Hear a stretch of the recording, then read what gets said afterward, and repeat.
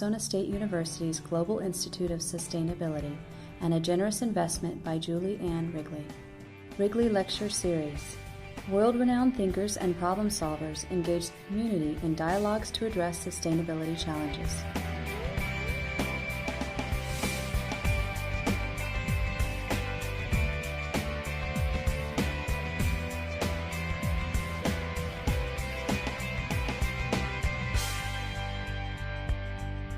Gary Hirshberg is the chairman of Stonyfield Farms, the world's leading organic yogurt producer. And I might add, that is fabulous yogurt. It's on my breakfast table every morning. I like the Greek non-fat yogurt, Stonyfield Farms, fantastic stuff. If you haven't had it, you need to have it.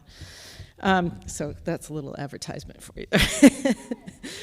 Gary is also the managing director of Stonyfield Europe, with organic brands in Ireland and France. Gary serves on several, many, probably too many, corporate and nonprofit boards. I have the same problem serving on too many things. So, but here's a few of them: Applegate, Honest Tea, Peak Organic Brewing, Late July, Quantum Design, Glenisk, the Danone Communities Fund, and the Danone Livelihoods Fund. In 2011, President Obama appointed Gary to serve on the advisory committee for trade policy and negotiations. This sounds like really fascinating work, talking to people about trade policy and all of the many aspects of sort of the global food agricultural industry that bear on that trade policy. He's co-chair of AGRI. Do you call it AGRI or AGRI? AGRI. Okay, an agricultural policy initiative formed by the Ford, Gates, Kellogg, Rockefeller, and Walton and other leading foundations.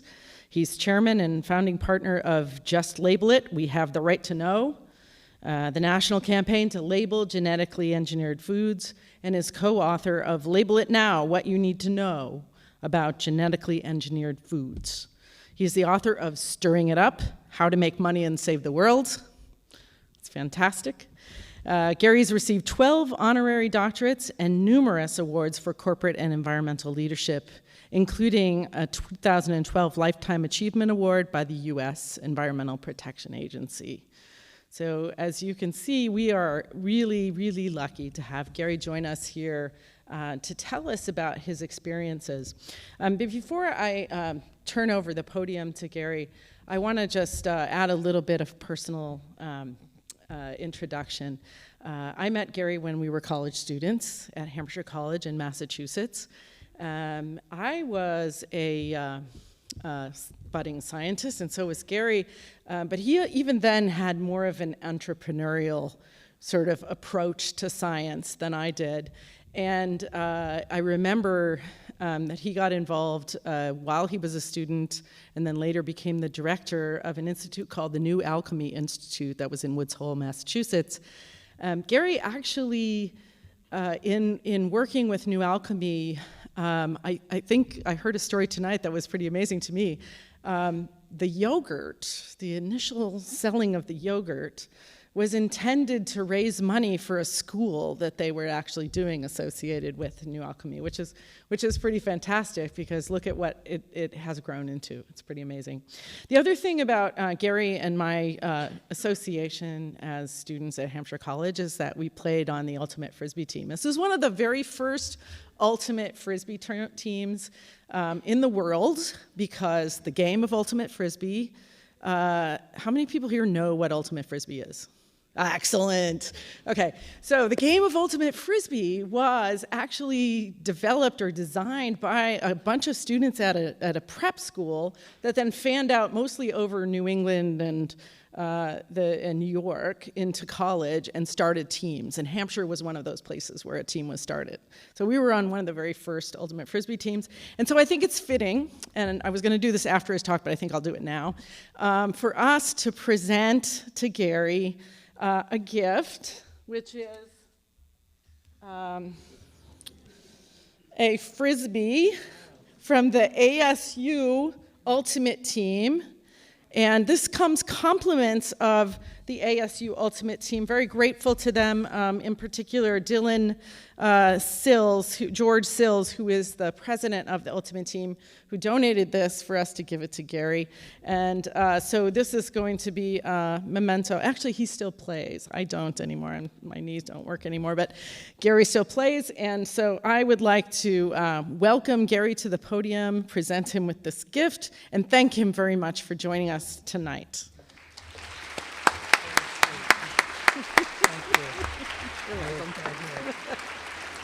Thank you.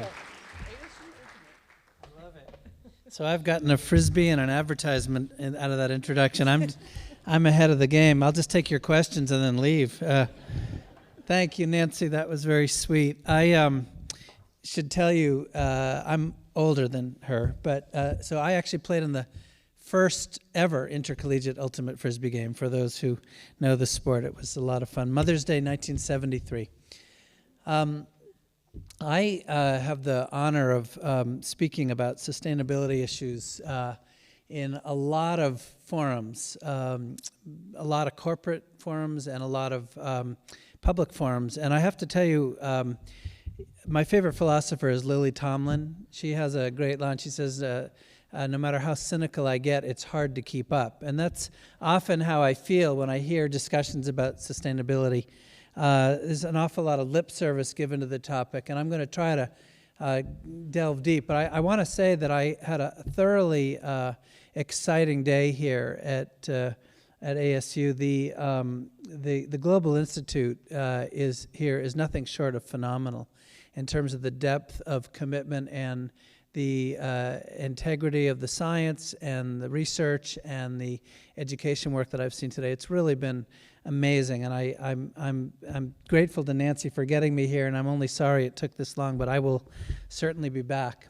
What I'd like to do with you is talk about this issue of sustainability in the context of my own career in business, because it's my view, and it was my view back in the 1970s, that unless business embraces this idea of being accountable for our footprints, being accountable for the consequences of our choices, I don't think that we're going to see the kind of change that we need to make in our lifetimes, and certainly in our children's lifetimes. And I've come up with this title, Win-Win-Win-Win-Win Future, because what I've come to enjoy, and I hope I'll persuade you of this tonight, is that it is absolutely possible in business to leave a much more positive, not only to do less damage, but actually to do restorative work and still make more money in the course of doing it. And so I'll just jump right in. And again, I'm humbled by the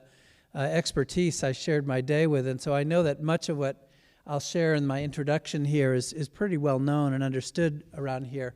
But I think it's very clear to most of us that the future is full of all kinds of challenges. We have, as I said before, we have enjoyed a bountiful existence where we've been really very unconscious of our footprints, unconscious of the consequences of our choices, and we've really been pretty much, I would say, pretty much immature or stymied in our maturity as a species, because these are all the consequences of choices that we've been making over the last 40, 50, 60 years. Some would argue hundreds of years. And the essence of this roots very deeply in some fundamental myths about the way that we treat the planet and the way we think of our role on it. I have not found a single instance of humanity's interactions with nature where you don't see signs of this kind of failure to see the consequences and to ameliorate our lasting impacts. You can look at every natural resource and you'll see the same kind of data I'll share with you here. Water now is being talked about as the oil of the 21st century. And certainly you know this better in the Southwest and obviously California. I was on the phone yesterday with one of the state's largest organic growers who has said that, I mean, he now sees an actual end to his business potential over the next 5 years if the current trends continue. And again, I won't belabor the points. I think this audience, you probably know what some of the causes are here, but effectively we've thought of water as a infinitely replenishable resource, and it just simply isn't. You can look at topsoils, and the story of American progress is, of course, remarkable in terms of our 200 years, but the legacy is remarkable in the sort of negative sense. Something close to 40% of the topsoils that were here in this country when Lewis and Clark made their way across are gone. They're not actually gone. They're in the bottoms of lakes and rivers and oceans, but we've failed to take care of this legacy that really made the American economy possible. And again, you see statistics like this all the time. And of course, when you're overusing soils, then what ends up happening is that you become dependent on external inputs to replace that fertility. And so typically the chart, and this is the chart of global fertilizer use that you see in my lifetime, let's say from the mid-50s to the present, looks very much like the chart that you'll see with almost every resource, every mineral that is out there. This sort of enormous spike post-World War II of consumption and usage and no attenuation whatsoever in even recent decades.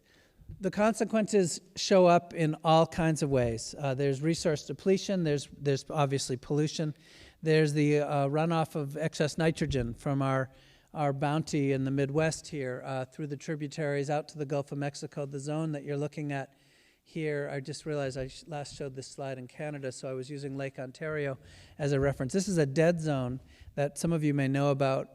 I need to tell you, I'm not the most depressing guy you're ever going to meet. I just need to sort of establish some foundations here, and I'll come to the solutions. But just to put this in a context that you'd understand, it's about the size of New Jersey. And it's a zone where there's literally low to no oxygen, meaning you can sit at the surface and you can see to the bottom, and sometimes that's 130 to 40 meters.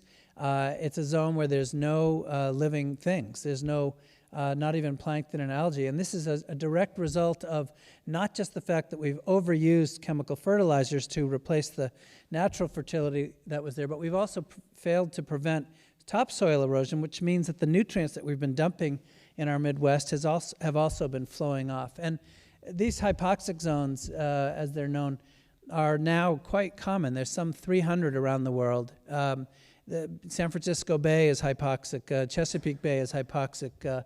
And again, it's preventable, and it's just that no one's really paying attention to this. And again, these consequences. And as I say, you can see signs of this sort of fundamental lack of thinking about consequences and externalities, not just in how we treat the global ecosystem, but how we treat our own ecosystems, our bodies. And indeed, the feedback systems really come home in my world of food. All of you are familiar with the obesity crisis that we've got in this country. Now we have a situation where actually the percentage of obese and overweight people is now about 2/3 of our country. And actually, obesity has now passed overweight. Obesity defined as 25% or more body mass index over what should be your weight. The percentage of obese people actually exceeds the percentage of overweight. And you can see these incredible statistics for a fifth grader who's, in my era was a 50-pound kid, 50 to 55 pounds. And so, you can see the kind of development. And again, these are just consequences of how we have lived, and we're getting the feedback now. And of course, you can see there's lots of causes. There's the skyrocketing increase in sugar consumption, mostly due to sodas. Again, you can see the spike, kind of like that fertilizer curve, from roughly post-World War II to the present. The sister of obesity is diabetes, and this is a pretty horrifying statistic as far as I'm concerned. And by the way, that number is 1 in 2 if you're Hispanic or African American. And again, utterly preventable but extremely expensive to us, and yet and directly parallel to obesity. This is the price tag that you and I are paying to pay for America's diabetes crisis, and that number is growing. Estimates from NIH are that number is growing at roughly 10 to 15% per year. In other words, much faster than inflation. The obesity crisis itself is, again, there's the overweight and there's the obesity. So again, we think of the moral issues here, we think of the health issues, but fundamentally this is just financial lunacy here. And of course, paying for health care after we've become sick is the most expensive form of health care there is. In my world of organics, of course, you see these consequences really revealing themselves in charts like this, and I could really depress you if I haven't already. No one's left quite yet. But I could just show you dozens of studies. This is the kind of stuff I read every day. I used to be about 6'5" until I got into this business, but look what's happened. No gray hair then either. But in all seriousness, this was a study done looking at women, looking for 163 different compounds. A quarter of them were found in 99%. In other words, essentially all the women. And you go down this list, and this is clearly serious stuff. Many of the chemicals that were found in the cord blood of these women, in the bodies of these women, were banned, before they were born. Every one of us walking around, even a child born today, has DDT in her tissue. We, of course, banned it in this country, but it's still being used in many parts of the world. But also, these are highly persistent OP or organophosphate pesticides in many cases that really stick around for a long time. Here's another study. This was looking at newborns, looking for 413 different chemicals.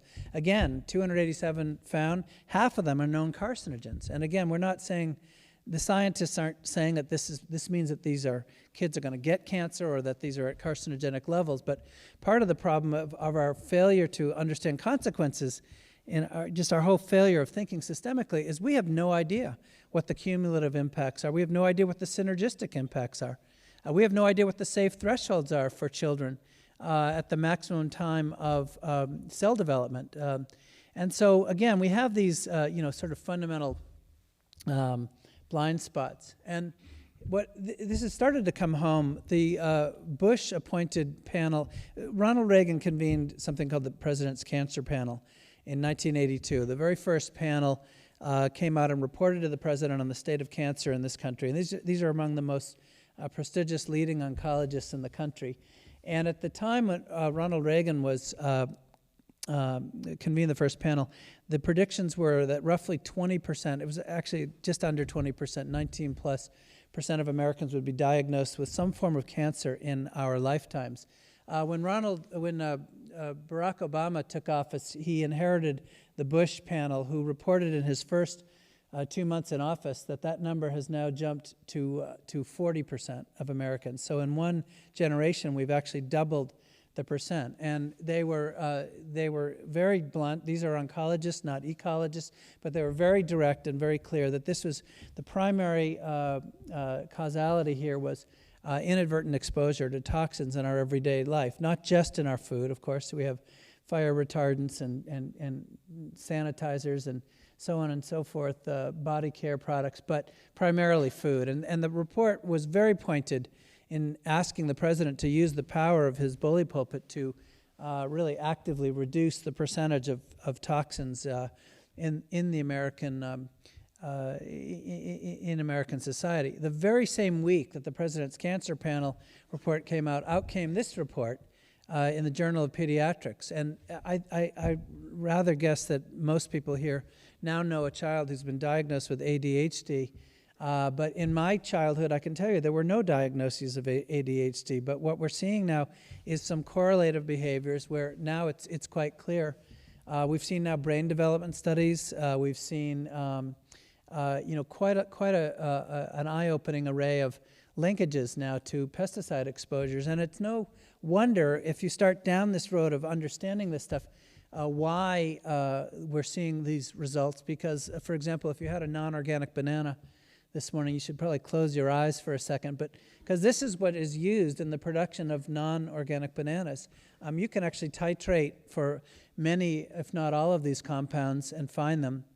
And of course, this idea that you can wash the fruit, and it has long since been debunked. This stuff is in solution. It is osmotically transferred into the cells. This is these compounds are present in in the cells throughout the banana.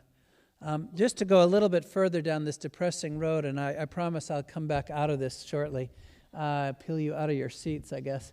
Again, the blind spots continue, and they really are at the foundation of our modern food system, which we are so proud of how cheap our food system is, and yet there's a reason that it's cheap. We're paying for it somewhere else. It may be cheap at the cash register, but we're paying for it elsewhere. As you're well aware, most of our meat and much of our poultry is grown in these kinds of environments, these so-called confined animal feedlots.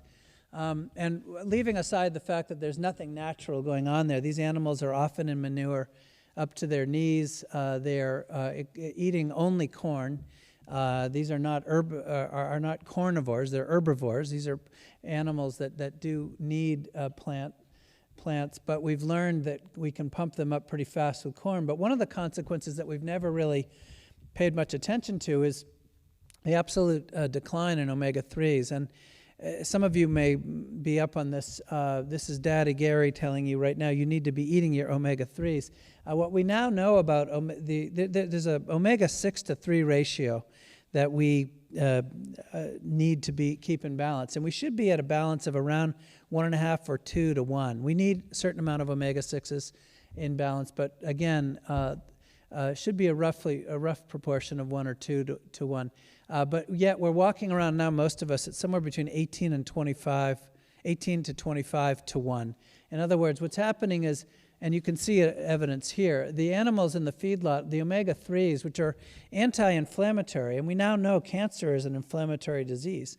And so omega-3s are thought to be highly important in helping to regulate cancer and other diseases. But as you can see here, by the time the animals are ready for harvest in a feedlot, there's no omega-3s left because they haven't been eating anything natural whatsoever. And so what happens is that the butter, pork, beef, and eggs that you and I might have had as children, if you were, my age, are really quite different today than they were back then. You now have ratios of 6, 10, 15, and 20 to 1, where we really should be, like I said, down in the 2 to 1. And again, this is because back in my childhood, even in my childhood, a couple generations ago, animals were getting access to grass. They were having access to pasture. They were eating things of nature as opposed to processed. And now, of course, we're feeding corn to fish. I mean, I don't know that they evolved that way naturally, but that's certainly the way we've evolved. This really comes home in an area that Nancy mentioned I'm pretty active in, which is promoting the labeling of genetically engineered foods. And this, to me, is one of the ultimate expressions of our lack of consciousness about consequences, our lack of thinking in any long term. You can see on this chart where most of the GMOs are produced in the world. And no surprise, perhaps, to folks here, in 64 nations around the world, we're labeling GMOs, but they're not labeled here. I think there's an inverse correlation here between our production level and the fact that we don't allow individuals to choose whether or not to consume these products. They've been extremely successful. They were first introduced, genetically engineered foods were first introduced in 1996, and the very first 2 crops were, one was an insecticide resistant, a corn with insecticide built into it called Bt, a bacterium. The other is an herbicide-tolerant corn. And the promises that were made back then, and again, these are patented crops. We have a fundamental disconnect in this country in that, on the one hand, over at the U.S. Commerce Department, specifically the Trademark Office, we've awarded dozens and dozens and dozens of patents because these are unique new organisms that have never existed before. And yet over at the FDA, the policy is that they are materially the same, that they are materially equivalent to their conventional counterparts, and that's why they're not labeling isn't required. And in order to ensure that this policy would be in effect, the biotech industry, this policy that is of not labeling, of not disclosing this to us, the biotech industry in the 90s, starting with the Dan Quayle Commission on the Council on Competitiveness, began sort of making promises to Congress about these crops. And one of the promises that was made in the case of the BT corn, for example, was that we would see a decrease in insecticide use. And that has actually come to bear, as you see by these USDA data here. We have seen a decrease in insecticide applications for corn rootworms, for example. But that's because we're actually using more of it in the food. But the second promise that was made was that that the insecticide would never pass through our digestive system, get past our saliva, let alone through our gastric juices and into our bodies. And a couple of consequences have happened, again, unintended, but they've happened nonetheless. One is that we're now seeing corn rootworms, and particularly here in the West, that are now developing a resistance to what used to be a very effective insecticide. In fact, BT, there's nothing particularly harmful about BT in the concentrations in which we used to use them. It's even approved by organic standards, but now we're using them, or consuming them, I should say, and they're in our bodies at much higher concentrations, and we actually have no idea what those consequences are because there's been no long-term studies. But in fact, what has happened in nature, the bugs or the insects, in this case, the rootworms, when they're under assault, they don't wait around to do focus groups like we do to figure out what's next. They actually evolve rather quickly. And indeed, the corn rootworm, one of the great concerns now is that you have this entirely resistant species now, and many more in the pipeline. And again, that other promise that was made was debunked about 3 years ago. In research that's now been repeated on multiple studies on multiple continents, showing, in fact, that these proteins are actually now in our bodies and getting through, unlike the promises that were made. The second major trait that was engineered into these crops, where there's even, I think, greater long-term concern, is the herbicide-tolerant trait. This, of course, has been very, very effective. Some herbicide-tolerant corn and soy now make up roughly 90% of the corn and soy that we consume, roughly 80-something% of the cotton. And these crops were bred to be, or engineered to be herbicide-tolerant, that is to handle as much herbicide as we could put out there so that they would have an advantage over the weeds. And the net result has been this, again, this chart is starting to look familiar, isn't it? It looks a lot like that fertilizer chart I showed you. Specifically, we've seen an increase of now over 500 million pounds, and that's just through 2011. The 2012 data is just coming through now, and it's expected, again, that the increase continues. So we've seen where we were promised that herbicide usage would decrease. We've seen the exact opposite happen. And indeed, the applications per acre or per hectare are now through the roof. And this has been a major sea change in agriculture. The promise, as I said before, was that we would see less. We've seen the exact opposite. But furthermore, what we're now seeing, similar to the insecticide studies, is we're showing data like this. In Iowa now, which is obviously a corn area, you're seeing between 60 and 100% of rainwater samples now showing glyphosate, or Roundup as we would all know it, because of this overuse. And the even further result of this kind of manipulation and consequence and the one that's, I think, quite frightening, is this one, because we now have over 28 weed species that have evolved, like that corn rootworm I showed you earlier, to becoming resistant. And what the chemical companies, the patent holders who own these crops, are now recommending across the country, and it's happening everywhere in every state of the country, is mixing that farmers, when they have resistant weeds. I was testifying on this in Arkansas, and a soy farmer came forward and said he had a pigweed that was 12 feet tall. It was the diameter of his wrist, and he said, it will stop my combine in its tracks. He said the only way that he can actually take them down is with either machetes or chainsaws.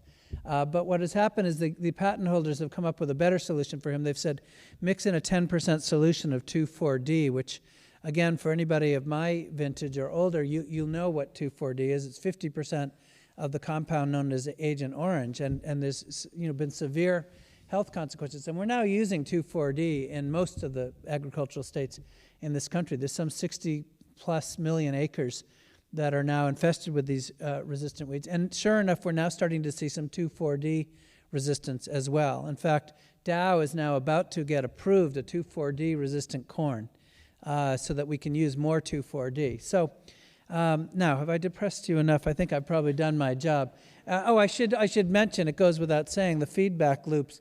Don't think that this is just human impacts. We're now seeing that pollinators, we're seeing soil compaction studies because we're finding out that this overuse, this sort of avalanche of chemical application now is resulting in die-off of soil microorganisms, which is resulting in soil compaction. And this is being reported in the ag literature as well. So let me get off all of this and say, if you want to know more, I doubt that you do after what I've told you, but this is the book Nancy mentioned. You can look at it. You can go at stonyfield.com or you can download it. But this is why in my work I'm chairing this campaign. And despite everything I've just told you, I want to be very clear. I'm sure this will come up in the Q&A, so let me be right up front. I'm not opposed to the idea of genetic engineering. There's there's 1 million diabetics alive in this country due to advances with genetically engineered insulin. But we need to understand consequences. We need to think systemically. We need to do more research off-farm, and we need, in the meanwhile, while science sort of sorts this out, we as citizens need to be able to vote. And as I'll explain now in Stonyfield's story, this is really the story of my business and the entire $30 billion organic industry, is that, while we pay attention to voting at the voting booth, which we get to do every 2 or 4 years in this wonderful country, we actually vote many, many times a day or per week in our shopping. And our view is that we deserve the same rights that citizens in really progressive countries like Russia and China and Saudi Arabia have, where labeling is allowed. So let me try to summarize what I've been blasting at you here, because it was all with a point, which is that a lot has changed since the middle part of the last century. You had the rise of sugar consumption. You had this sedentary lifestyles as we began to sit in front of screens more and more, and of course no more so than today. This is actually an ad from Life magazine, the year I was born. We've certainly seen a dramatic increase in chemicals. People think organic is this new thing, but all food was organic before 1945. In fact, every famous person in history ate only organic food. George Washington, Mozart, Jesus Christ, ate only organic. It's us who've been on this experiment with our bodies and the planet. And then, of course, the omega-3, omega-6 issue that I mentioned before. And when you put these 4 together, you realize that why we have the most expensive health care in the world. That is an absolutely direct consequence. And so what I hope I persuaded you is that there's a problem in not just how we act, but really how we think. And changing how we do business, changing how we're going to relate to the planet, changing how we treat our bodies really means changing how we think. And a wonderful illustration of this that was provided by the World Wildlife Federation is this one.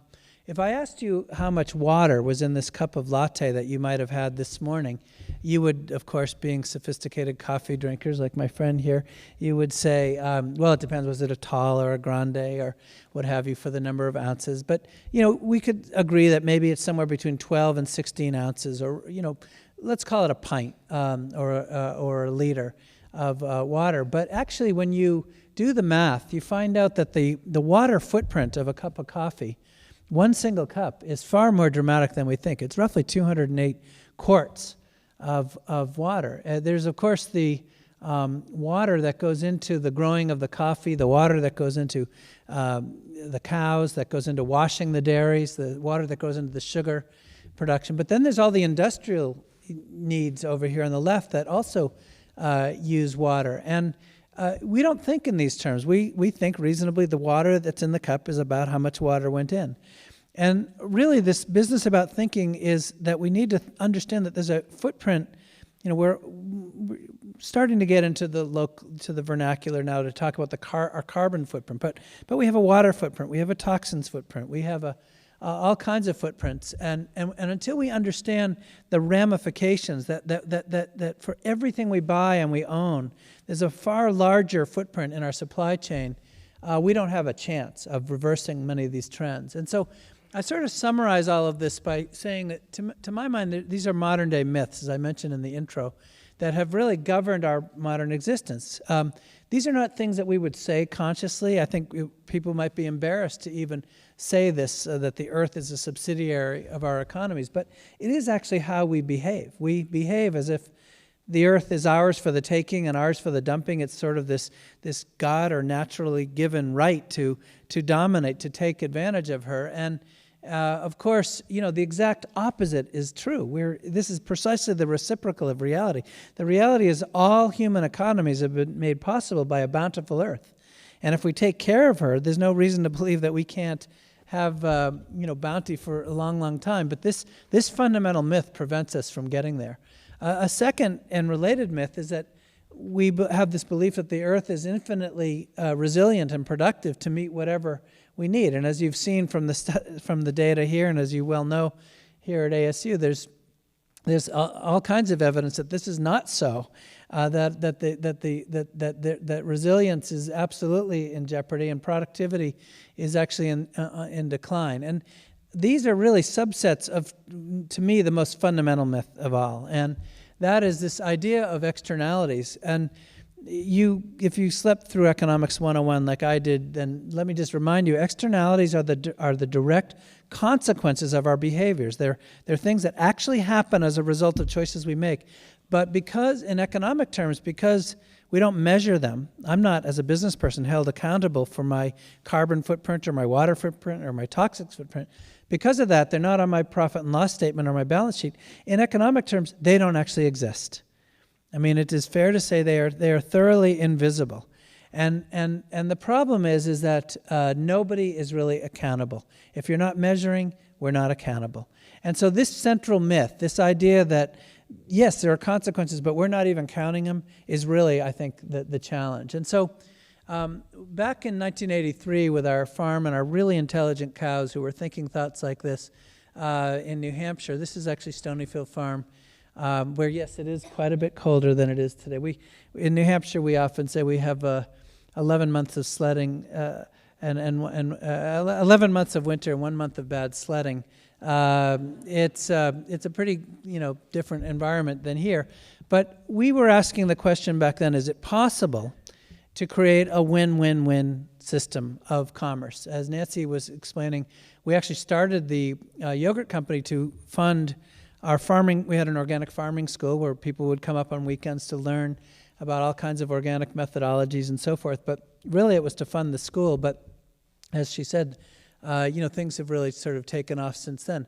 But the question that, as ecologists, that we were asking is it possible for business to be part of the solution, not just part of the problem? And as you can see, it's been quite a run here. The company does around $350 million in sales now. It's been part of, I could show you the curves of most of those companies on whose boards I sit. Most of the organic companies have enjoyed curves like this. For the astute folks, the numbers folks here, I will confess right up front, you'll note that I told you we started the company in 1983, but I start this chart in 1990. And that's because we had no clue of what we were doing, and the first 7 years were just a nightmare. Every single thing that could go wrong did, and it took us all of 8 years to get to $4 million in sales. But once we started to figure it out, things took off. And what I want to share with you now is some of the solutions. By asking that question that the cow was thinking there a moment ago, some of the solutions that have helped us to absolutely answer yes to her question. Because my background is in climate change, my work and my undergraduate work was on the causes of alpine tree line, I brought that consciousness to the business, and we convened early on in our careers these 9 teams. We called them Mission Action Program teams, but these were teams of diverse employees. So you would have on a team, you might have an engineer, you might have an accountant, you might have a salesperson. somebody in manufacturing. And these teams were constituted to look at our footprints in each of these fundamental areas of our work. Probably the only one you wouldn't recognize is the one on the upper right. SWAT means Stonyfielders Walking Our Talk. So that was looking at our commuting miles and the food that we fed our employees on site. But the others, I think, are probably pretty well known to you. And what we did was we created a bonus structure so that with each of these teams we would set goals, objectives to reduce our footprints in these areas, and then incentivize people to with financial rewards. And I won't, in the time here tonight, I won't take you through every one of the panels, but I will just come to this punchline right here, which is that these teams have been responsible for almost $31 million worth of net profitability to us. And some of the dramatic ones here, for example, our transportation costs, you can see, is about 2/3 of that number.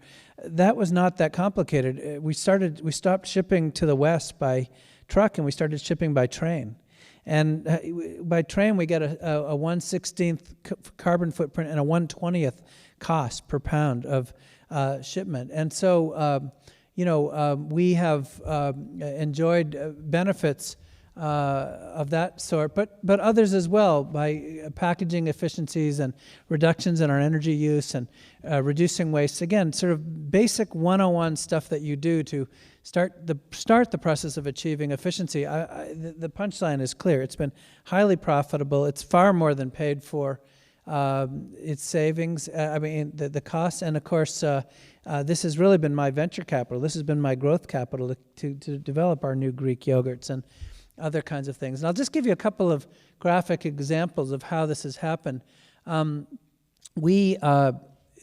of the myths, out of those three myths that I showed you earlier, you'll see those myths expressed in our day-to-day lives. And in waste treatment, it's expressed with this sort of notion that the way that we treat our waste as cities, as in our homes, is we use this hypothesis that the solution to pollution is dilution. We take our waste and we dump it into some body of water somewhere and then agitate it or oxygenate it and then send it to this another myth, which is this mythological place called away, where we send all of our waste. And of course, that's why we're warming the planet. And in this case, I had to build a wastewater treatment plant because the BOD I was producing, we have to wash our tanks once every 24 hours, and there's a fair amount of waste from the fruits and the milk and so forth. And so I went to the local authorities and I said, they said, you've got to build one of these aerobic treatment systems. You've seen them, the big circular agitators and oxygenators. And I knew that in building one of these systems, I was going to produce a truckload of sludge every single week. And I went to the local authorities and I said, I'm in New Hampshire. I said, what do I do with the sludge? They said, it's really easy. You send it to Vermont. That was their definition of away. And so I was picturing Ben & Jerry's, shipping it back over to New Hampshire and maybe thinking we could have the sort of a sludge swap on the Connecticut River. But rather than go through all of that, we decided to go for a different kind of approach. And we built something that has now become quite well known, an anaerobic system. That is a system that breaks down in the absence of oxygen. And the net result, I won't read you all the bullets off on the right, but the net result is that this thing is producing net energy for me, and it's making money for me. As a matter of fact, the break-even point in this was about 20 months, which means that on month 21, this was now a profit center.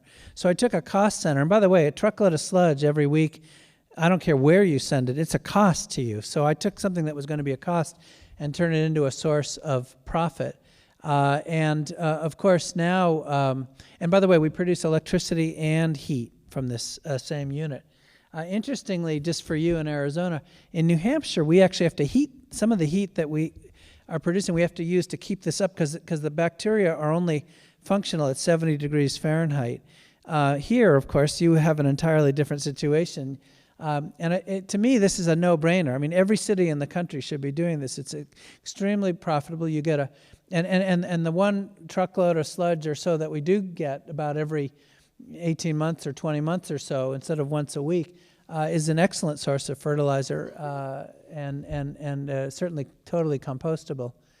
So, that example illustrates this basic point that I want to leave you with, I want to make here tonight, and that is that, as we look at sustainability, and I opened by talking about my sort of cynicism sometimes when I hear companies talking about this stuff, there's a kind of a 4-step approach to sustainability, to moving our way through this dilemma. Step 1, if you have a facility, whether it's a university or a yogurt company or a home, is to get yourself into compliance. I think we'd all agree with that one. If you don't get fined, you don't get sued.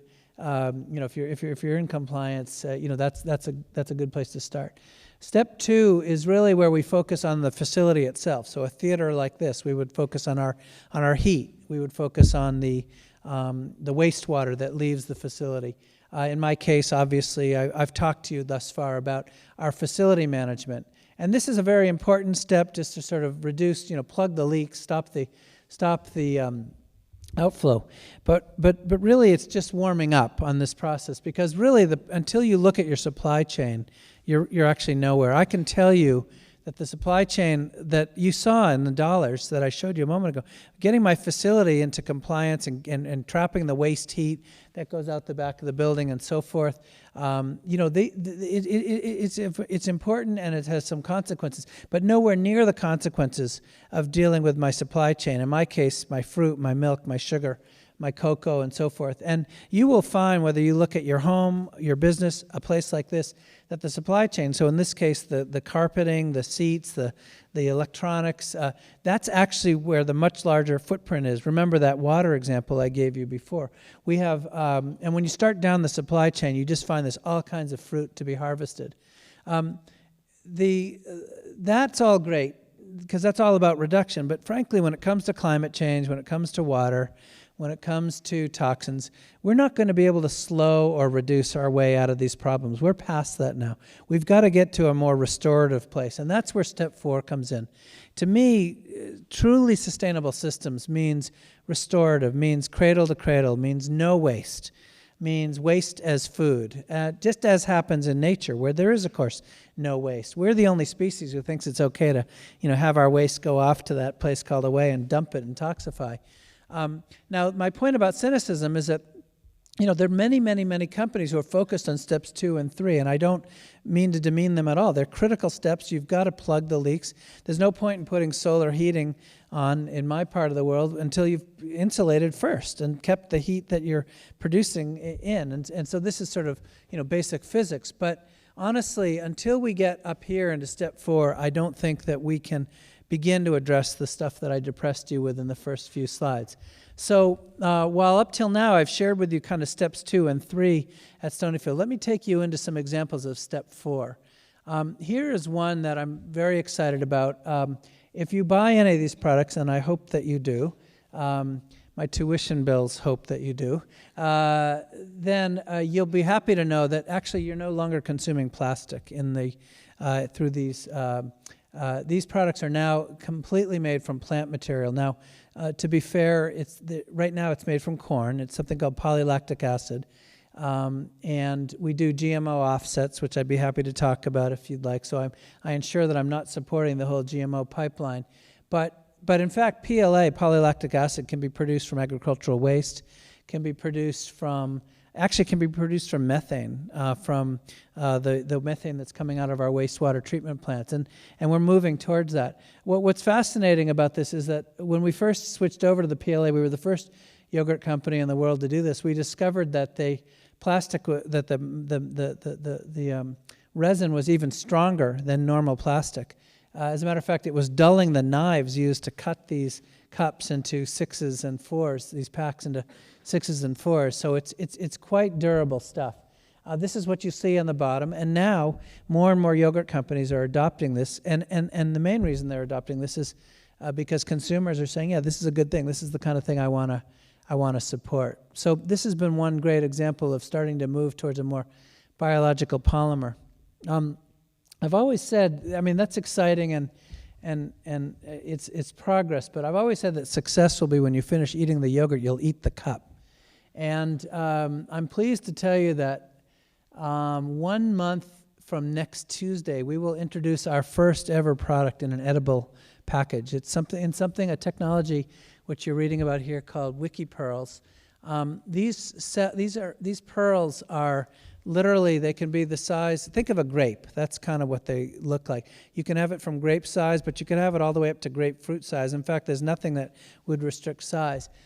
These skins, so-called, are made of food particles and calcium ions that are held together electrostatically. That's all a bunch of fancy words, but what it really means is it's literally like a grape. And what's cool is all you get is, it's a barrier to moisture. So all you get is water on your hands. There's no, if you have chocolate yogurt inside or you could imagine ketchup or mustard, all those throwaway containers. I'm on the board of this company now. And it's extremely exciting technology, because what it means is you can imagine, for example, in these lunch packs that kids get, kids will be able to just pop a little grape in their mouth and eat the yogurt, and the skin itself is actually nutritive. It has a lot of calcium, but what's interesting is while the membrane is impervious to water, it's permeable to other nutrients, so you could add nutrition. So you could actually put your vitamins in the skins. You could put your omega-3s in. You could put your calcium or your vitamin D or what have you. You can actually make cheese balls and put herbs in them. This is actually a frozen, this is peach yogurt, frozen yogurt with a coconut exterior. And that's what we're going to be launching at some Whole Foods tests a month from next Tuesday. It's a really exciting product. Now, again, it's all evolutionary. I will tell you right off the bat, if I asked you, if we went shopping together and I said, would you mind picking up a peach or a pear or an apple, you would think nothing of picking them up and putting them in your bag. Maybe you brought your canvas tote bag. But to walk over to the yogurt aisle and pick up a pearl and put that in your bag is something that we have not found consumers ready to dive into. So what we've had to do is we've come up with two delivery systems. One is an actual bar, we call it a wiki bar, where you'll walk up and kind of like a chocolate bar, we'll have a little egg carton, and you can put them in the egg carton, or you can put them in your own bag or whatever. But we also have a prepackaged one, which is using cellulose. It looks like cellophane. Original cellophane was cellulose. It's actually a starch. And actually the cellulose bag will, if you put it in your garden, it will be gone, literally disappear in about 20 days. So we're working on that sort of education process, and that's where, when I come back to see you in 2 years, I'll tell you how that's going. But that's really the question, is will people adapt to this? Now, this whole idea of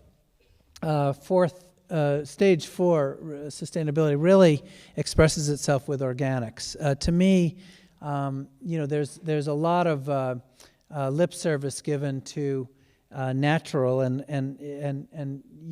I hope you all know that there's actually literally no definition of natural out there. There's ice creams that don't change shape when they melt, but they still say natural on the label. You'll have to judge for yourself. To me, the real natural is organics, and here is the place where, as a restorative company, as a company dedicated to that sort of 4th stage, I think we've been able to make the greatest impact to the discussion.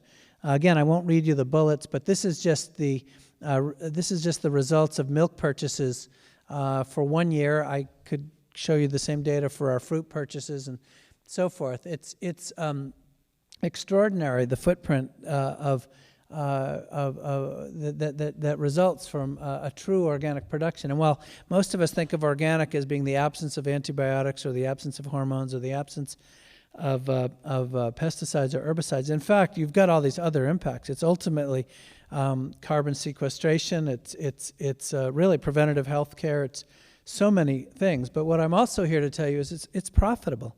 This chart, which I know is a bit of an eye chart, shows you 2 price curves. The bottom line there is the milk price that has been, if you're a conventional farmer in the Northeast, that's the price you've been getting for every 100 pounds of milk back to the early 1990s. And you can see it's a bit of a roller coaster here. It goes up and down, and there's a lot of reasons for that irrationality. The top line, though, is the price that we pay our farmers at the farm gate, literally the price that they get in their check once a month for their milk. And you can see it's a considerable premium over the conventional price. And that's because one of our missions And when we're talking about sustainability, altogether too often, the sustainability discussion focuses on, nature and on the animals, and leaves out entirely the human component. And in our case, we think it's sort of antithetical that one of the results of modern agriculture is an absolute decline in the number of farmers that are out there. There's less farmers and they're smaller. We believe that our supply chain needs to be healthy and growing and needs to be intact, and so we fix that price to a level that we know that will keep the farmers farming, keep them profitable, keep their kids coming back, and so on. And I have dozens and dozens of examples where farmers who had either gone conventional, have switched, who were going under, have switched to organic, and they've not only stayed in the business, but they've been able to grow, but also their kids have come back to farming, and it's simply because of this price. So if you're wondering, what's the price premium of organic, understand where it's coming from. Understand that a whole lot of it has to do with the fact that we believe that farmers have to be a necessary part of the equation. And studies, this is one done at the University of Vermont, have backed us up that over time, starting with the higher price, of course, but the net farm revenue, just go to the bottom line, is actually improved for the farmers. It's not so in the first year. It's not so in the second year. Often it's not so in the third year, but it's years 4, 5, 6. If we can get the farmer through that startup phase, they can really make more money. People don't know this, but organic cows live twice as long as conventional cows. And while that is cute and warm and fuzzy and all that, from a farmer's point of view, that's extremely valuable. Your primary asset, living and being productive twice as long, is an incredible ROI. Now, organics is much more than just the avoidance of negatives. It's also switching, enabling projects like this one. This we call the Greener Cow Project. What we did here is we moved, we know now, and a study was just published in a scientific journal 2 months ago that shows that when animals are on pasture, you get not only, and that research began with Stonyfield, not only do you get healthier animals, but you actually get healthier milk itself. And what we discovered, we were fixed on, I can tell you, our largest footprint, our largest contribution to global warming is actually the cows. And it's not the end that you think. It's actually the burping. Cows are burping methane. And methane, as you probably know, is 24 times more impactful than carbon as a global warming catalyst, as a gas. And so we set out to try to reduce that largest part of our footprint by moving our cows to more, not just more pasture, but looking at their feeding regimen and actually introducing flax, which is a high omega-3 fatty acid feed. And the net result of in this case, a 90-day study with the cows was that we got their actual burping emissions down by 12%, which is enormous for us. We also improved the omega-3 in the milk by almost 30%. So those of you who I told before to take your fish oil, just get your organic milk and you can get it that way. Of course, the cows love this. They're much healthier. Remember, these are, again, herbivores, not carnivores. The farmers love it because their animals are healthier, and of course, we all benefit as well. And this thinking systemically about this, to be fair, what has happened is our farmers now are making more money on less cows, which means they don't need to go to such large farms, which means that in my part of the world, where land is obviously precious and difficult to come by, and it tends to be more marginal, farmers, my average herd size of the 1,800 farms that supply us is something like 72 cows. We have farmers making money with 40 cows, and that's thought to be impossible and unheard of across the country. But the study I was referring to has shown now that you get much higher omega-3s in the milk, much better carbon management, and again healthier animals all the way around. The last and best example of this sort of fourth stage thinking is our sugar operation. You're looking here at about 30,000 acres of organic sugarcane, which happens to be in Brazil. If you know anything about sugarcane production, the normal tradition it's obviously involves a lot of photosynthesis. So you have a lot of leafy matter to get that one little stalk of sugarcane out. And farmers traditionally would go in and burn the fields before harvest because it's just easier to harvest the cane with all that leafy matter gone.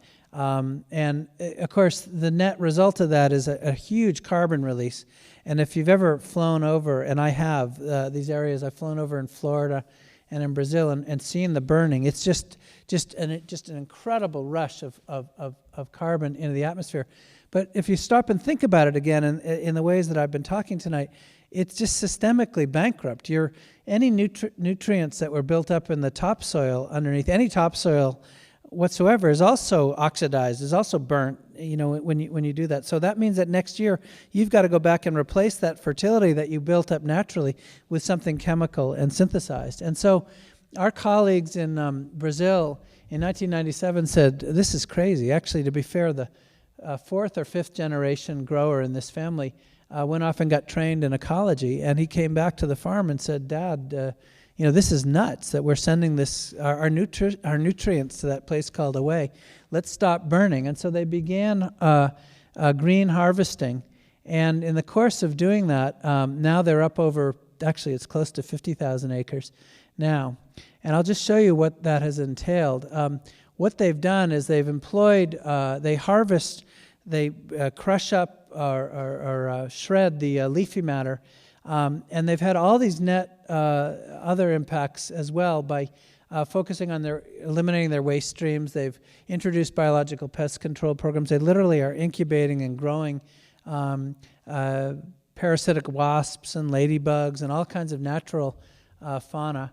And then they've also focused on reducing or preventing soil erosion. Remember what I told you earlier. And so here's an illustration of what I'm talking about. What you see in the upper left is that the shredding that goes on. So the sugar cane itself is being chopped and dropped into that dump truck. And the shredded material, you see me grabbing a clump of it. It's about 1 meter deep. And everything has been thought of here. The tires on those dump trucks are low PSI tires. They can literally drive right over your foot and you don't feel it. I didn't dare try it, but the farmer did, and he showed me. And because they don't want to compact the soils, they actually want to grow the soil. And there's an adage in nature that it takes 100 years to produce an inch of topsoil. They're producing inches per decade, inches. And they're building this incredible life in the soil, and so the net result is just an enormous number of predators and wildlife, as you see in the bottom here. You're walking around out there, and there's eagles and raptors, and it's an agro-ecosystem. Well, here's some of the findings, the results. They've actually dramatically increased the biodiversity. First of all, since converting to organic, they've had a 90% reduction in pest damage since going this way, because they've introduced pest controls, which is this entire food chain. 312 species of animals are there, and there's literally cats, pumas, not pumas, cougars, bigger than me, wandering around in these fields out there. They've improved not only their groundwater quality, but actually their quantity. They've actually brought up their water table because the carbon in the soil is now retaining moisture that would otherwise be evaporated away. You can see the topsoil carbon content. That's what I was mentioning earlier. But here's the economic punchline. They've had 10% yield increases since going this way over when they were non-organic. And you can find their sugar in the markets. It's called native, or native, as we would spell it.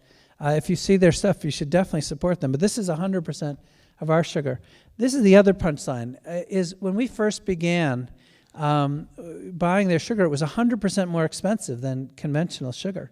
And of course, I couldn't pass that on. I couldn't charge twice as much for our yogurt cups, no matter how delicious it tasted or how much Nancy bought.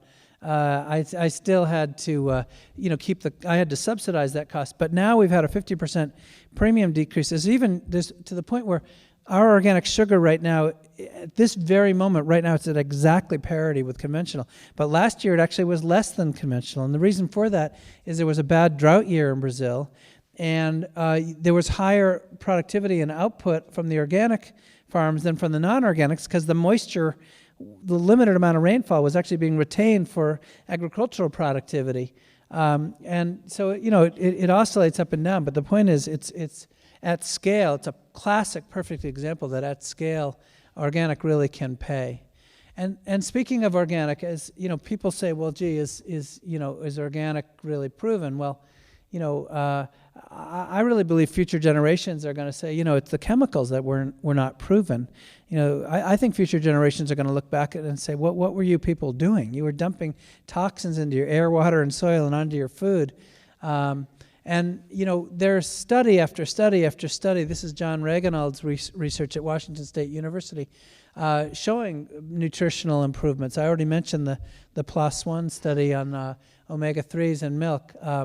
But this idea that we are insufficient or unable to meet the productivity requirements to feed the world is just this sort of mythology that's spread by sources who, frankly, haven't figured out how to profit from it. And you can make money selling chemicals and seeds that require more chemicals. The suppliers haven't figured out a way to make money from organics, but that doesn't mean that the data isn't there. At Iowa State University, they've been doing research now for going on 16 years, and they've shown, you see the findings here, side by side, average economic returns are either similar or higher, while improving soil quality all the while. So again, I'm not being Pollyannish here. I'm not telling you that, when you pull that chemical IV out in that first 1, 2, or even 3 years that you're going to get an immediate bounce back. In fact, you tend to get a drop. In fact, with dairy cows, I can tell you right now, the first generation of cows, when you convert, do not do as well as their offspring when they're born and raised on organic pasture systems. No less than the UN Human Rights Council and other, the UNEP and UNDP have released reports saying there's no way we're going to feed Africa in the 21st century without organic and sustainable methods, mostly because a lot of these regions can't afford the higher costs of these patented seeds and so forth, but also because this stuff can be done at a scale, economical scale for the average sustenance farmer. Rodale Institute ran side-by-side studies of corn versus organic versus conventional. It's going on now 31 years. And they've shown higher yields, and this is in a parallel control plot with third-party verification and so forth and so on, and especially in drought conditions like you see in those pictures. So, again, this is about thinking differently. This is about thinking systemically, and I'm going to bring this to a close and get your questions, but I want to bring it all the way back to us, because the reality is that everything I've been able to stand here and talk to you about tonight, and we have dozens and dozens more examples, actually is all made possible by you. It's really made possible by Nancy, because she's out there buying our stuff. And I made this point earlier, and I want to really drive it home. We vote all the time. I know that our political process is frustrating, and the money in our political system is especially frustrating.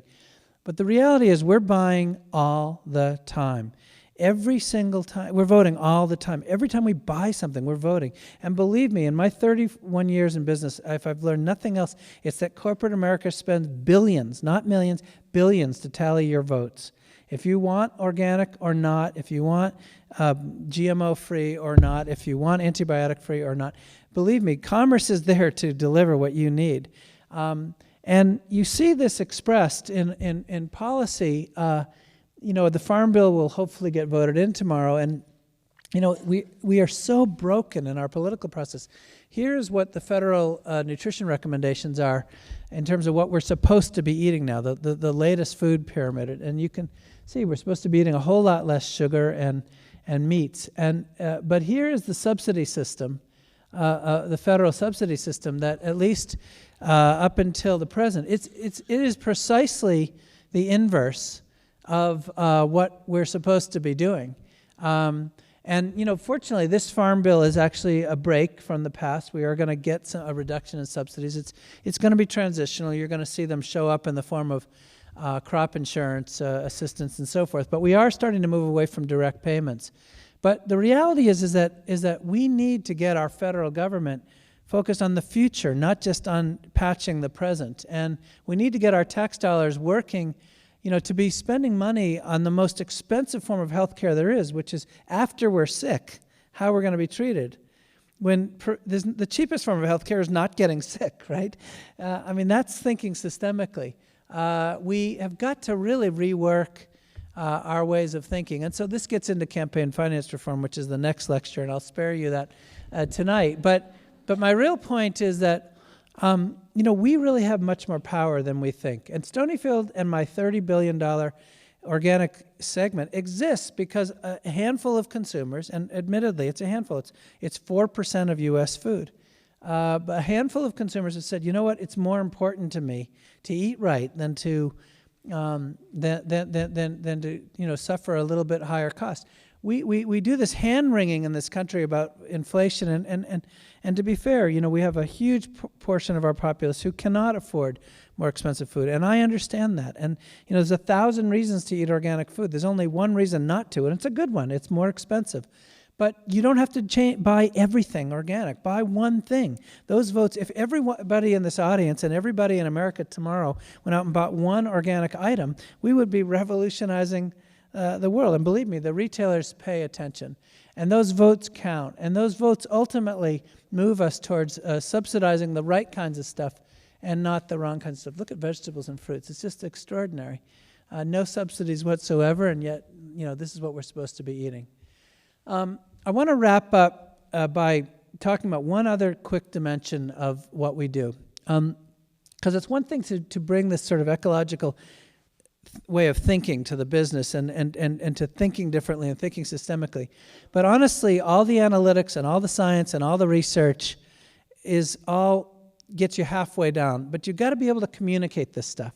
In other words, to get the votes to start to go our way, we've got to figure out how to talk. And so we've come up with some kind of interesting strategies for communicating. Because one thing you should know for the business people in the audience about my business is that my gross margins, that is my margins after my cost of my ingredients, my product, is about 10 points worse than my natural competitors.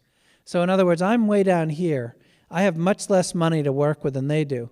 But my net margins are about the same as theirs. And the reason for that, very simply, is I just don't spend as much on advertising, what's called below-the-line spending. Instead, we've had to find guerrilla strategies for communicating. And the good news is we've got something to talk about. So as an example, I talked to you about what's happened with moving product by rail. But this discovery of the efficiency of rail was just mind-numbing. And so to introduce our products to cities around the country, we started going to rail stations.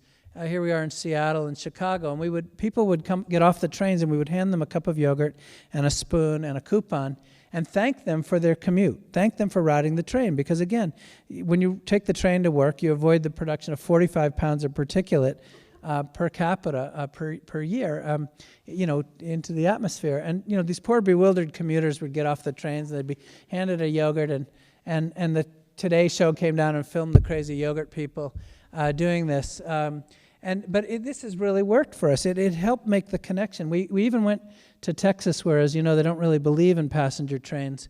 And here in Houston, we know that if America kept our tires properly inflated, we could get a national MPG increase of about 2 to 3 miles per gallon. So we stood on the sides of the road in San Antonio and Houston with big signs saying we support inflation. And people would pull off, and we'd inflate their tires and give them a tire gauge and a yogurt and a spoon and so on. And so, it's important to have some fun. It's important to have some laughs. But my point is that there are ways to communicate that, if you give people all the bad news all day long, they're just going to get depressed. Early on, in the very earliest days, we went in to see one of our supermarkets, and he said, well, what are you going to do for advertising? We had no money for advertising. But we went back, and on the way back thinking about it, we realized what we do have is cows. So we put cows up for adoption. And what would happen is you would get a certificate naming, if you sent in 5 yogurt tops, you would get a certificate naming you the co-owner of one of our cows. You would get a photograph of your cow. And then in those days, the cows would send you 2 letters per year. It was amazing. The cows talked about stuff we were interested in. They talked about carbon footprints and methane, and well, nowadays there's no more mail. It's all email. They're blogging, they're tweeting. We have hundreds of thousands of people who've adopted cows. People give them out for wedding gifts and anniversary gifts and so on. So again, it's been a great way of getting this across. Many hundreds of thousands. We have, if you go to our website, stonyfield.com, we have our farm cam where the farmers are out carrying. We put these flip cameras in their hands, and they go out and talk about what's going on the farm. We have our version of YouTube, which we call YoTube, where there's all kinds of, you can see the whole supply chain made transparent, and you can learn. So I just make these points to say that it's not enough to just do. You've got to actually find a way to communicate this stuff.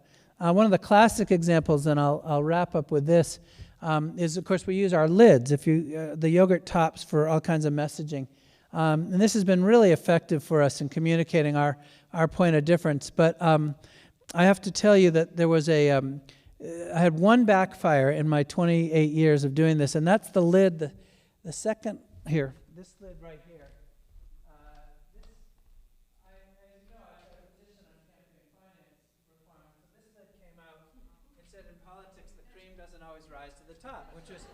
Which is my point of saying that, we shouldn't have to be millionaires to run for Congress. Well, unfortunately, when Nancy Pelosi became the House Majority Leader in the last cycle, she had demanded to get more organic food onto Capitol Hill. And they said, we need some healthier food, so we delivered. Unfortunately, it took months and months to get it sort of worked through the federal bureaucracy. And when we finally got it, the very week, wouldn't you know, that my yogurt was being delivered was the week that lid was on the cups.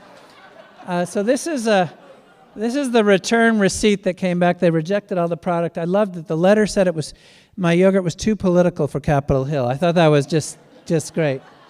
That was like I sent an op-ed into the Wall Street Journal once about the profitability of fighting climate change, and the head editorial writer wrote back. He said, "Dear Gary, I love your yogurt. I eat it every day. I just can't stomach your views on climate change." And he rejected my letter, but. Nevertheless, these people don't have a sense of humor, but we'll get them there.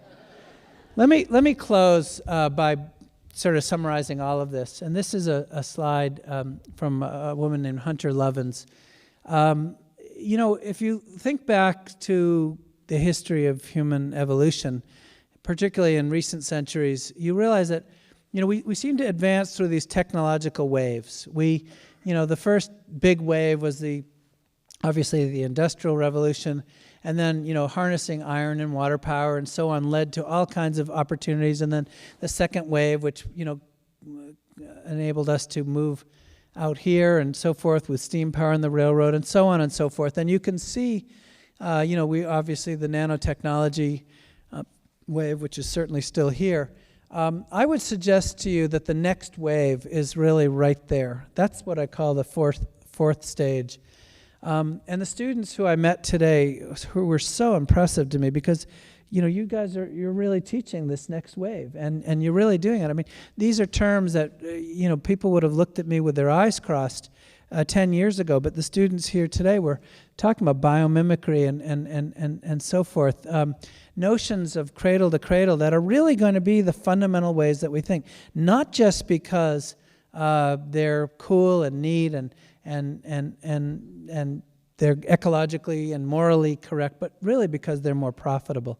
Because again, if we're not spoiling this bountiful place that we've got, then there's no reason it can't keep on providing for us. But we have to recognize that we are part of nature, not above nature. We are of it. Anybody who comes to organic comes for two major reasons. One, they've either had children, and I cannot tell you how many focus groups I've been in where moms are sitting there drinking diet soda saying, I would never give diet soda to my kid, glug, glug, glug. Or they've had a health event. They've had cancer, or someone in their lives have had cancer. And nowadays, everybody knows somebody dealing with cancer. This was not the case even, a generation or two ago. And so, this is one of my favorite pictures. This is a rough commute. But I use it to just say simply this, that, we really don't have impossible, we cannot think systemically is actually no longer an option for us. I mean, really, honestly, the best way to predict the future is going to be to invent it. And that's what you're doing here at ASU, and I'm so honored and impressed to be able to be here with you. So thanks for listening. Thank you.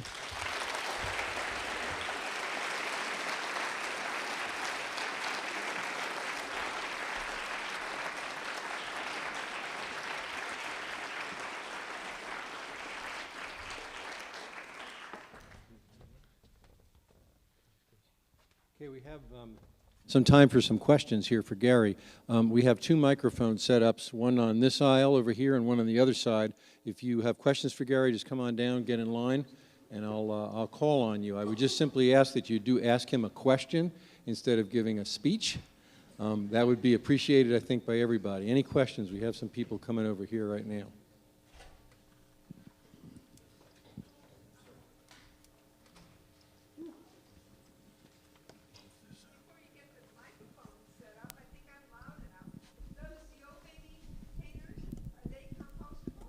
Yeah, so they are compostable, but they're, we don't say that they're compostable because they require pretty high heat.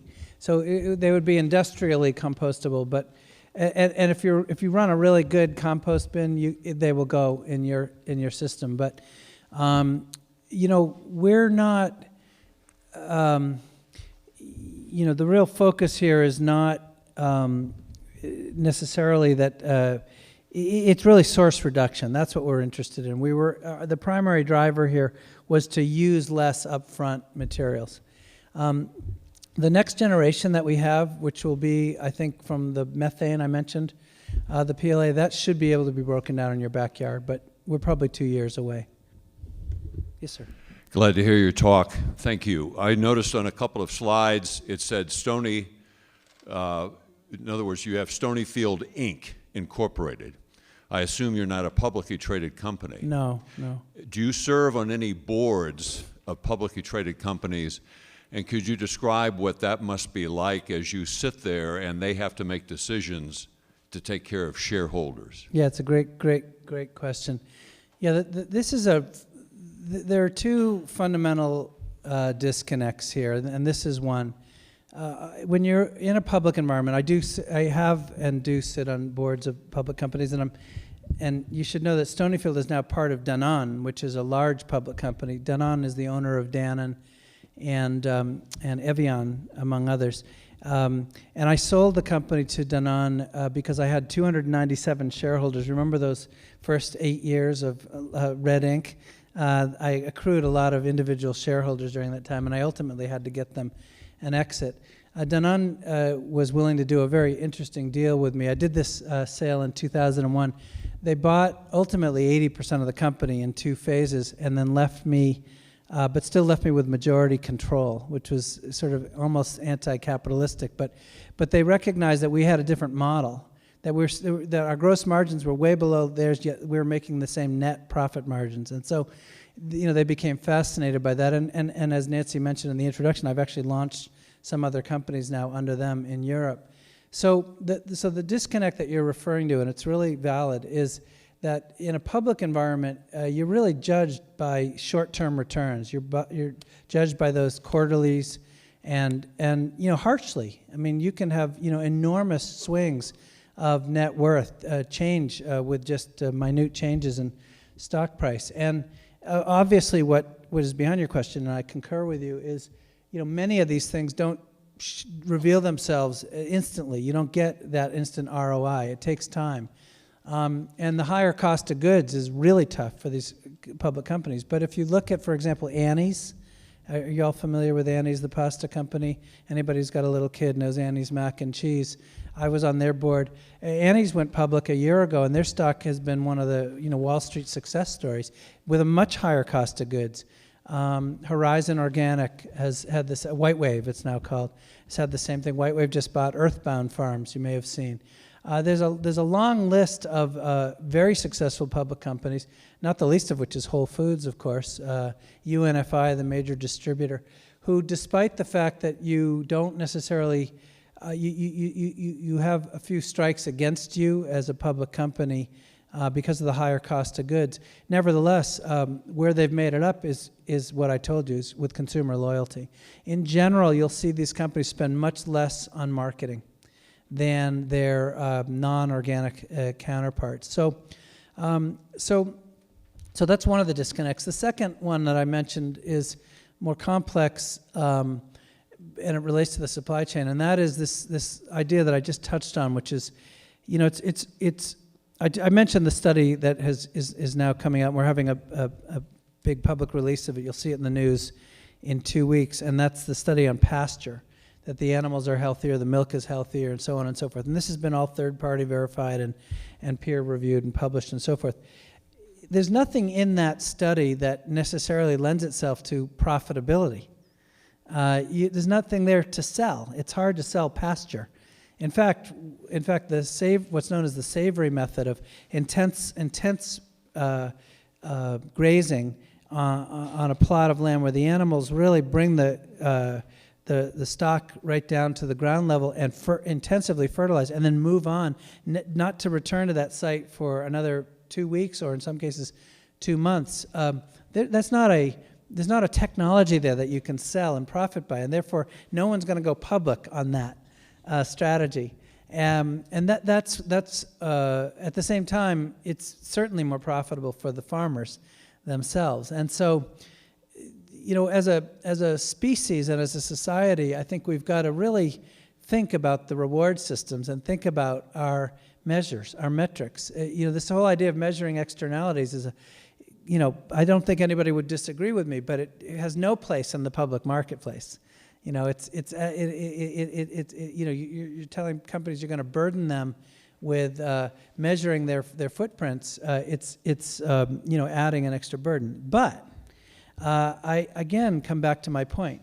These companies, whether they're public or private, they depend on you and me. They actually work for us. And I know we all feel like we're the victims of or the recipients of whatever these companies will sell. But my 30 years in commerce has told me, actually, we consumers are in charge. You don't think of it that way. I'll tell you a quick story. I was standing in Florida one time. I was looking at 2 yogurt cups on the shelf. And I was holding a competitor's cup. I'll tell you, it was a Yoplait cup. And this little old lady came up to me and tugged me in the elbow and said, "Young man, somebody your age really should be eating the Stonyfield instead." Really said that. And I said, "Thank you, Mom." No, it wasn't my mom. And I said, "Well, why?" She said, "Well, do you know that they give 10% of their profits to environmental causes, and they measure their carbon footprints, and they pay farmers a higher price?" And I said, well, how do you know this stuff? And she told me this story that was really heart-rending. She said that her husband had died of colon cancer about 6 months earlier, and she and the girls in the bridge club, she was telling me she had a granddaughter. She wanted to see her grow up and graduate and go on to college at ASU and get married and all of that. But all kidding aside, she said, "I want to stick around for my granddaughter." And so now we're reading labels, and the girls and I, her bridge club, they're talking about what product to eat and what not to eat. So, this is consumers do control. And by the way, the dairy manager knew this woman cold because she's always in there. Stonyfield consumers are the ones who open the doors and go up back and say, "Where's my yogurt?" They're not coming to buy yogurt; they're coming to buy Stonyfield, and it's true with the other organic goods. So what we need to translate to these public companies, this is a long answer to your question, is the idea that they can get there with higher cost of goods, but with more loyalty, less marketing spending. The consumer who I've got, who's loyal to me, is the least expensive consumer I'm going to get, because not only does he or she stick with me, but the most valuable net result of loyalty is word of mouth. Right? You're not going to tell somebody something unless, from an ad that you saw. You're going to tell them to eat something or not to eat something because it's something that's touched you viscerally. So I hope that answers you. Yes, please. Hi, Gary. I just want to say thank you for all your work on the Just Label It campaigns. And I want to say, too, that I worked in California behind Prop 37, and sorry to say that it did miss by a very small margin. Yes. And same in Washington State, and we're about ready to run, the Just Label It campaign is endorsing the state of Oregon next. It's the next charmed state to get the blessing of the Just Label It campaign. And I'm curious if the Just Label It campaign is going to embrace a different message, maybe one that's a little deeper than it's just your right to know. And I'm wondering, with that deeper messaging, if you will be working with the grassroots organizations in a more productive, collaborative, and equitable manner going forward? Sure. So let me just, for everybody else, since you're obviously well informed, let me quickly explain. So the Just Label It campaign actually is promoting federal mandatory labeling. We want the same rights as the other 64 nations that I mentioned. But as it turns out, there's all these state initiatives. In fact, it's 26 states were in one form or another of looking at labeling this past year. It's expected it'll be 30 states in 2014. And as was mentioned, Oregon's going to be a citizens referendum, but in a lot of cases, these are legislative battles. My state in New Hampshire just had a big legislative fight. Vermont's about to have one. Maine and Connecticut, by the way, have passed labeling. And there's an interplay between the grassroots, as you call it, the state efforts, and the federal. And Just Label It is completely a resource for every one of the state efforts. We have people who show up and support. We were in Washington, we were in California, we've been in many of the states. I'm out speaking for each of the state initiatives, because ultimately it helps to educate the public, even if the individual states do or don't pass. The key here is that we don't really, we're quite disciplined in our message that it is your right to know, for the very simple reason that there's no value in getting into the safety argument with GMOs. It's just, you cannot win. The research is one-sided. It's all been done by the patent holders. In fact, if you do research on a genetically engineered crop without permission of the patent holders, you're in violation of the patent, and you will be prosecuted. And this happens. But also, there's a lot of political forces at play that make it very, very difficult to do objective research on this stuff, even if you do get a hold of seeds. But more importantly, we're not going to know for a generation what the impacts are these. And there's plenty of science on both sides. And again, it's been brilliantly managed by the patent holders themselves. So we don't think you can win that, and we don't think that's the point. Because in fact, we have labeling, we have the rights as citizens to have lots of things labeled that have nothing to do with safety. In fact, if safety was the issue, if we knew something was unsafe, we wouldn't be arguing to label it. We'd be arguing not to have it, in the food at all. But I'll just give you one quick example. I don't want this to go on too long, but irradiation. You have the right to know whether your food's been irradiated or not. This is a case where there's no proven safety impact of irradiation one way or the other. That's not why it's labeled. It's labeled because citizens said it was material. They want to know. In fact, in this case, the irradiation folks were proud. They believe that their technology helps with food safety, and they wanted people to know about it. They wanted to educate folks. We have country of origin, orange juice from concentrate, wild versus farm. We have all kinds of labels made available to us.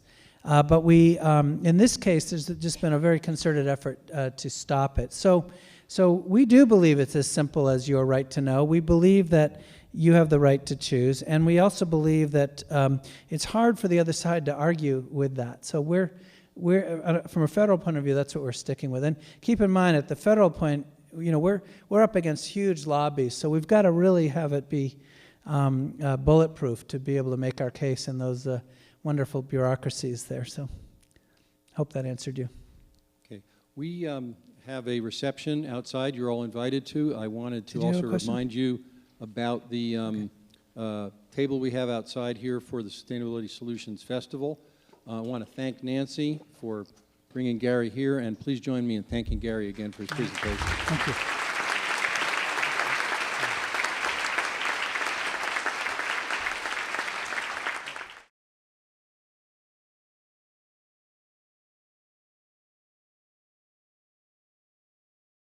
This presentation is brought to you by Arizona State University's Global Institute of Sustainability for educational and non-commercial use only.